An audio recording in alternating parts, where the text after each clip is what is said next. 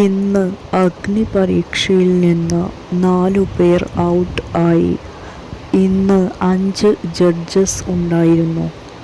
നിലവിലുള്ള 3 ജഡ്ജസിൻ്റെ കൂടെ രജിത് സർ, വീണ എന്നിവരും ഉണ്ടായിരുന്നു. ഇവർ 2 പേരും മുൻ ബിഗ് ബോസ് കണ്ടസ്റ്റൻസ് ആയിരുന്നു. 10 പേരെയാണ് ഇന്ന് ഡേഞ്ചർ സോണിലേക്ക് തിരഞ്ഞെടുത്തിരിക്കുന്നത്. അതിൽ നിന്നും 4 പേരെയാണ് ഔട്ട് ആക്കിയത്. വ്യത്യസ്തമായ ടാസ്കുകൾ തന്നെയായിരുന്നു ഇന്നും നൽകിയിരുന്നത്.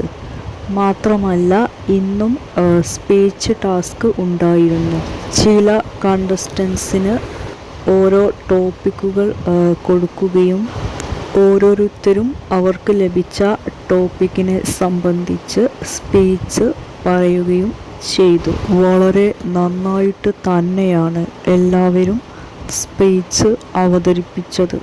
ജഡ്ജസും അണിയറ പ്രവർത്തകരും ഓരോ കണ്ടസ്റ്റൻസിനെയും വീക്ഷിച്ചു കൊണ്ടിരിക്കുകയാണ്. ടാസ്കിൻ്റെ അടിസ്ഥാനത്തിലല്ല, അവരുടെ പേഴ്സണാലിറ്റി നോക്കിയിട്ടാണ് ഓരോരുത്തരെയും ഔട്ട് ആക്കുന്നത്. ജഡ്ജസ് തന്നെ പറഞ്ഞിട്ടുണ്ട്, പേഴ്സണാലിറ്റി നോക്കിയിട്ടാണ് എലിമിനേറ്റ് ചെയ്യുന്നത് എന്ന്. ഇന്ന് എലിമിനേറ്റ് ചെയ്യുന്ന സമയത്ത് ജഡ്ജസ് പറയുന്നുണ്ടായിരുന്നു, നിങ്ങൾ നല്ല മനസ്സിന് ഉടമകളാണ്, അതുകൊണ്ട് തന്നെയാണ് നിങ്ങളെ എലിമിനേറ്റ് ചെയ്യുന്നത് എന്ന്. അതുകൊണ്ട് ബിഗ് ബോസിൽ പോയിട്ട് നിങ്ങൾക്ക് ഒന്നും തന്നെ ചെയ്യാനില്ല എന്ന്. 4 പേരെയും ഒരുമിച്ചാണ് എലിമിനേറ്റ് ചെയ്യാൻ വിളിക്കുന്നത്. ജഡ്ജ് ആയ റിയാസ് സലീം ആണ് 4 പേരെയും എലിമിനേറ്റ് ചെയ്തു എന്ന് പറയുന്നത്. പ്രണവ്, ഷിൻജിത്ത്, രചന, പാർവതി എന്നിവരാണ് എലിമിനേറ്റ് ആയത്. പ്രണവ് സ്വീറ്റ് പേഴ്സൺ ആണെന്നാണ് പറയുന്നത്. നന്മയുള്ള മനുഷ്യൻ ആണെന്നാണ് പറഞ്ഞത്. അതിനർത്ഥം ബിഗ് ബോസിലേക്ക് നല്ല വ്യക്തികളെ, നല്ല മനസ്സുള്ള വ്യക്തികളെ എടുക്കില്ല എന്നാണോ?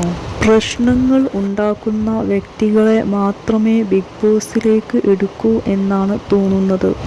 കാരണം ബിഗ് ബോസ് എന്ന ഷോയിൽ അവർക്ക് കോണ്ടന്റ് ആണ് വേണ്ടത്. അതിന് പ്രശ്നങ്ങൾ വേണം. സൈലന്റ് ആയിട്ട് ഇരുന്നാൽ അവർക്ക് കോണ്ടന്റ് ലഭിക്കില്ല.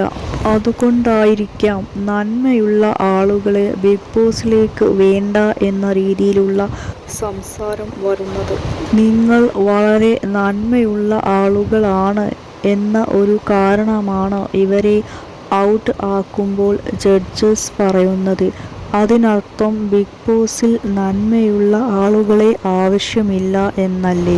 ബിഗ് ബോസിൻ്റെ വിന്നർ ആവേണ്ടത് നന്മയുള്ള ആളല്ലേ? അപ്പോൾ നന്മയുള്ള ആളെയല്ലേ ബിഗ് ബോസിലേക്ക് എടുക്കേണ്ടത്? ബിഗ് ബോസിൻ്റെ ടീമിന് കോണ്ടന്റ് ആണ് വേണ്ടത്.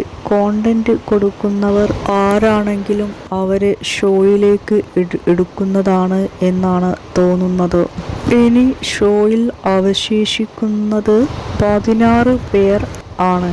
ഇന്നത്തെ ടാസ്ക് നല്ല ടാസ്ക് ആയിരുന്നു. നല്ല ഇൻട്രസ്റ്റിംഗ് ആയിരുന്നു.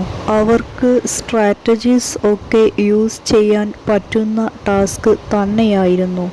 അവർ സ്ട്രാറ്റജീസ് യൂസ് ചെയ്യുകയും ചെയ്തിട്ടുണ്ട്. ഇന്നത്തെ ഗെയിം ഇൻഡിവിജ്വൽ ഗെയിം ആയിരുന്നു. അവരെ ഗ്രൂപ്പ് ആയി തിരിച്ചിരുന്നില്ല. അത് വളരെ നന്നായി. അവർക്ക് ഇൻഡിവിജ്വൽ ഗെയിം തന്നെയാണ് കൊടുക്കേണ്ടത്.